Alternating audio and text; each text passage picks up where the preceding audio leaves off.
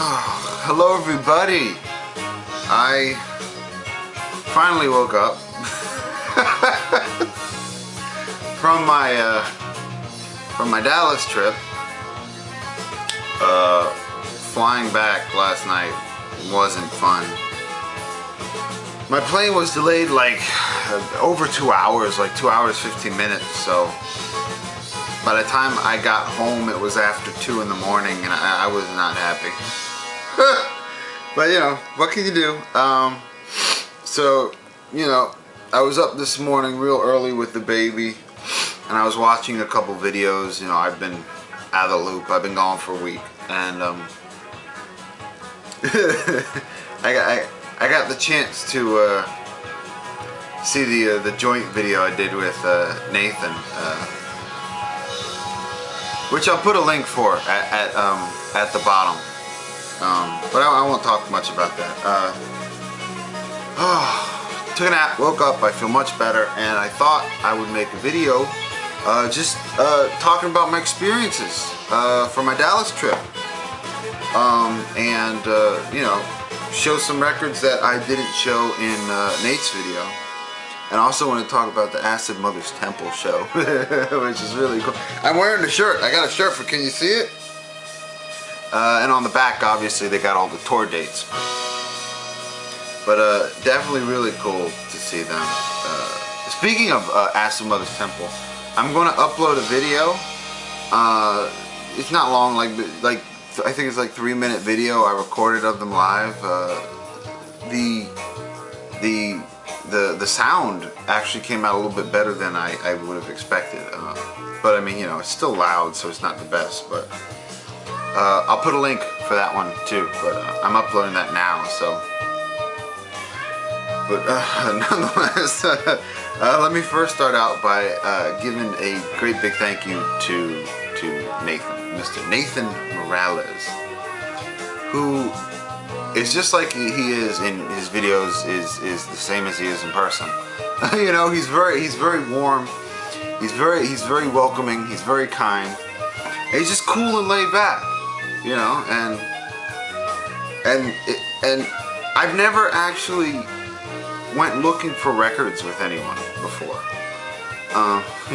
You know, so it was cool to have somebody like sitting there flipping the records along that was right next to me and thinking, okay, this is kind of cool. Because most of the time someone comes up next to you and you're like, dude, back the fuck off.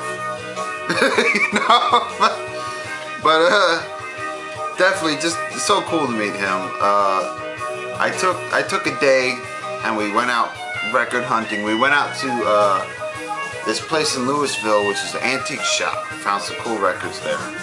Then we went over into Dallas to a great big huge half-price books, and I spent the most there. I just kept finding, you know, record after record after record. I was like, yes, yes. You know.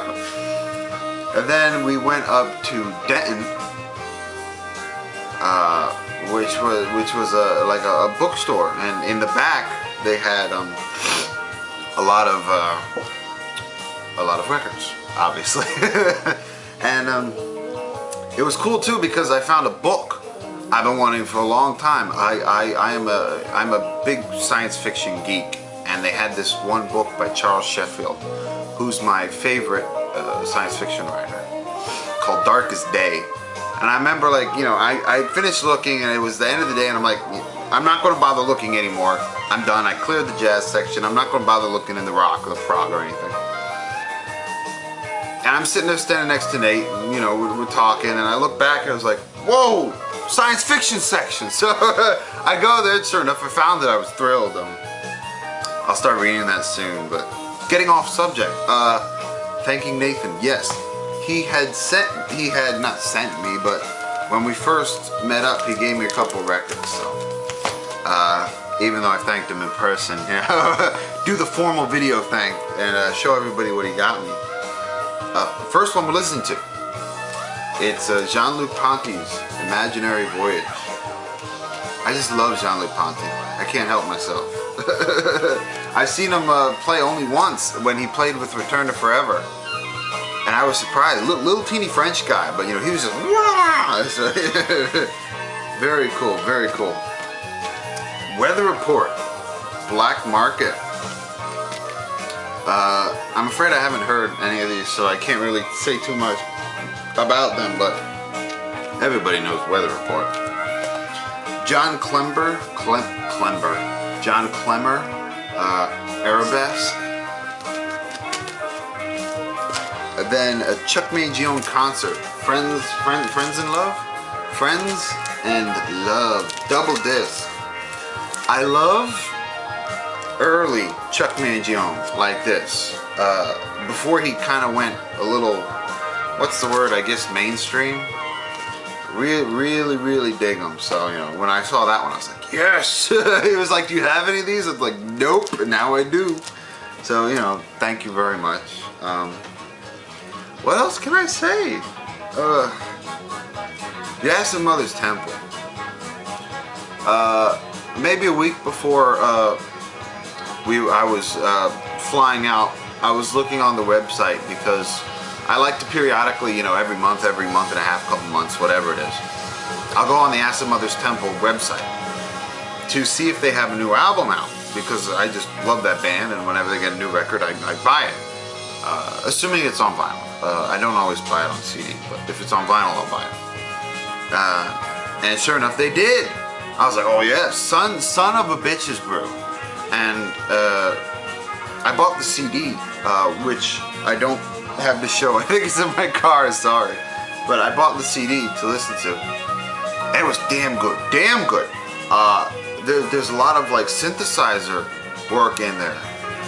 You know, it's just like all in the background. And they turned the guitars down a lot and brought up all these different, like, you know, clarinet and saxophone, and they have Cotton Casino doing Space Whispers, which is always cool when she comes on. So I really damn enjoyed it. They call it a jazz record for them, and for them it is, but would anybody else think it was a jazz record? No. But damn good. When the vinyl comes out, I will definitely be ordering it, so I'll talk about it more then. But going on with what I got at the show, the shirt, obviously. They threw in a little bag, like a record bag. I guess because I bought a bunch of stuff. But they're like, here, present for you, present. I was like, oh, thank you. And you know, it's funny when you meet them in person, because, you know, they're playing this, like, you know, this heavy, almost unclassifiable music that nobody sounds like. Just this noise, you know, out there. Psychedelic, trippy shit that I just love. But when you meet them in person, I mean, you know, they're Japanese, so they're very polite. And you think it almost doesn't fit the mold for the music that they're playing, you know. You go meet them and you're shaking their hand and thanking them for, you know, playing, and they're like, oh, yes, thank you for coming, thank you. And it's like, it's so polite, it's so formal. It's so Japanese. But you know, it was definitely cool. I really didn't talk to any of them other than to just thank them for the show and saying how cool it was. But what an experience. Just, noise slamming your face, you know, clogging your ears with just joy. Absolutely loved it. The bass player. I always thought the bass on the Acid Mothers Temple records just kicked ass. You know, and but you don't always get to hear it very well. But when they were playing live, you could hear it, and it was just, damn, that bass player is good. Just, I mean, just, he's all up and down that fretboard, just absolutely wonderful. And the drummer, just, I talked about him before in Nate's video. I mean, he's just a fucking ninja. The guy must be 65, 70 years old. And he's up there, you know, just tongue sticking out, like, just all over the place. Really blew my mind to see that drummer go. And the one guy, I think his name is Hiroshi or Higori. Oh, I can't remember, but he does like the electronics, if you would, the sort of the oscillation. And it's just cool because he's this big, you know, he's this guy, he's got this big long like white mane of hair, this big long beard, and he's wearing like a robe, and he's just up front, right up front, and he's just like, he's so chill, and everyone else is like, you know, he's just like, you know, it was definitely a trip. And if you ever get to see him, go. If you get the chance, just go. Just go. No arguing. Just go. But nonetheless, let's show what I got. Again, I've only listened to one of these, but let's start with the band that opened up from the Phantom Family Halo. They're pretty good, you know. I figured, well, why not? If I enjoy them, when I go to a show, if I think they're pretty good, I'll buy, you know, albums if they have them on vinyl, just to help them out. So, you know, I asked them, what song's this? You know, what this song? What album's that on? And they're like, oh, it's on this one. And I was like, okay, this other song, what was that on? They're like, oh, well, it's on this one. So I bought those two because they were my two favorite songs I heard. But this one's When I Fall Out, Phantom Family Halo. It's off Knitting Factory Records. And the other one is Monoliths and These Flowers Never Die. Double album. Really dig the artwork on this one. Especially that front cover. I mean, it just makes you think like, oh yeah, you gotta buy that. They did like this sort of, I don't know, like they were a little bit punky.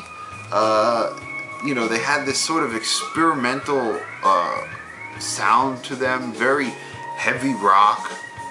A couple of the songs, you know, had a little bit of what do you call it? Some really cool, like jazzy synthesizer and some saxophone. You know, they had lyrics and singing, and I really didn't care for it. But whenever they stopped singing and they would just had like a jam, I said this before, they reminded me of Sonic Youth. So it was like, oh, this is good, you know. But so, you know, I got two just to help them out. But on to the Acid Mothers Temple. Picked this one up, didn't even know it existed. The early Acid Mothers Temple recordings, 95 to 97. Haven't listened to this, but some of the names I recognize. I'm thinking they might be demos or something. But very cool to get this one, like, what is it? Amphetamine A Go-Go, I know that's been on records before. And Pink Lady Lemonade. Hearing an early version of Pink Lady Lemonade, I get the feeling it might be like a Kawabata solo. So I'm excited to hear that one. I might play this one afterwards. Picked up this one, I've been meaning to get it. Live is Troubadour, Acid Mothers Temple and the Melting Fragile UFO. This is a acoustic live set. Which is damn cool for them because, you know, they're this loud, in-your-face noise, and to have, you know, an acoustic set I think would be kind of cool. They still do a little bit of electronics on here, but for the most part I'm pretty sure it's going to be, you know, very chill, very acoustic. This came off of Important Records. And there's a cover of Julia Dream, which is dedicated to Richard William Wright, because obviously he passed away. Cool little tribute to him, but I haven't heard it, so I can't tell you what I think about it. And the last one I picked up is one I've wanted for a while, but it came out of the UK off of Blackest Rainbow Records. And it would have been, you know, a little bit much for me to order, so I never got around to it, which is a good thing, because they had it at the show and it was 20 bucks, and I was like, score. I would have had to pay like 30 or 35 to get it, so save myself a little bit of money. And that's Kawabata Makoto, what is it? White Summer of Love Dreamer. White Summer of Love Dreamer. And I don't know if you could see, but it's this beautiful, thick, hard, glossy cover that's oversized. It's got like half an inch. I mean, look at that. You see that? It's got like a good half an inch right around the sides. You know, so it's a big cover and thick, like 180 gram vinyl, I think. But totally cool. I listened to one side of this, which is the A side, which is White Summer of Love Dreamer, and it was so chill. It was so beautiful. It had this It's almost like an acoustic drone feeling to it with a touch of electronics, just a dab. And it was like field recordings where it was like outside and you could hear insects chirping. So it gives you this feeling that you're like sitting in this field and you're just meditating and you're relaxing. Utterly beautiful. I can't wait to spin the B-side. I probably should have, but I only listened to the one side, and it blew me away. It was just really relaxing, you know. But if you ever come across this one, if you see him playing live, I suggest you pick this one up if you can. You know, it's expensive when you're buying a bunch of records, but let's not go on how much I spent. But I don't know how long this is. It's going to be a little long. I'm sorry, but I figured I'd show some of the records that I didn't show in the video for I did with Nate, but I don't. But I'm still not going to show them all because I got a lot. I got a lot. I got way too much. Whatever. Paul Horn and Nexus. I haven't listened to any of these, so I'm just going to fly through them by showing them. Pat Metheny Group. ECM, but of course, Gary Peacock, December Poems. I can't wait to listen to this one because you have Jan Garbarek on 2 of them. But other than that, it looks like it's just, you know, him doing bass solo, so real cool. Yet another ECM, Miroslav Vitouš Group. And it's a promo.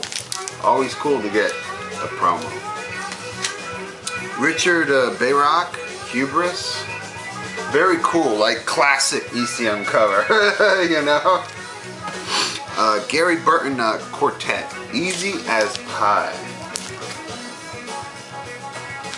And Eric Gale, Forecast off Kudu 11.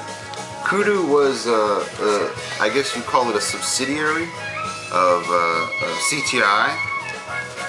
Very cool, pick that one up. These last few, this one I got for $1, Caldera. I dropped the needle on this for a couple songs. It's pretty damn good. It's sort of a Latin jazz fusion, if you would. A little bit of funk in there, but just real damn cool. Oh, the album, Sky Islands. And these last 3 were 3 for $1, so they were less than $1 a piece. You know, but 3 for $1. Yeah. This first one, I don't know what the hell it is, and I get the feeling I'm not gonna like it, but it's Babyface Strikes Back, Wing and a Prayer Life, and Drums Chorus. It's like a bunch of kid like TV shows or like cartoons or Disney tunes that have been redone. But the reason I got it is because this part right here, arranged and conducted by, can you see that? David Horowitz, by me. You know, so I just couldn't help myself. Arranged and conducted by David Horowitz. I was like, oh, damn, I gotta get it. And you know, for 33 cents, why not? Down to the Moon by Andreas Vollenweider. You know, for 33 cents, hell yes. Then Ronnie Laws, Pressure Sensitive. Later Blue Note. I don't know when this is from. Probably the 80s. It's not saying on here, but very cool. Just to get any Blue Note. It's still in the shrink. You know, for 33 cents, you cannot go wrong. So, the music stopped. That's my sign to shut up. But once again to Derek. I got Derek on my mind because I was writing. Once again to Nathan. Thank you very much for taking me out. You know, it was super cool to meet you. I mean, you're just, like I said, so warm, so welcoming. Just, you know, here I am. What do you want to do? I was like, hey man. I was driving, so I kept telling him, I was like, listen, you're navigator. Just tell me where to go. I don't know where I'm going. Tell me where to go. So, so damn cool. And to share Asa Mother's Temple with somebody was even cooler. I mean, you know, the whole show, he's just, you know, and I'm like swaying back and forth like, whoa. But I'm getting carried away. This is probably long enough. But until next time.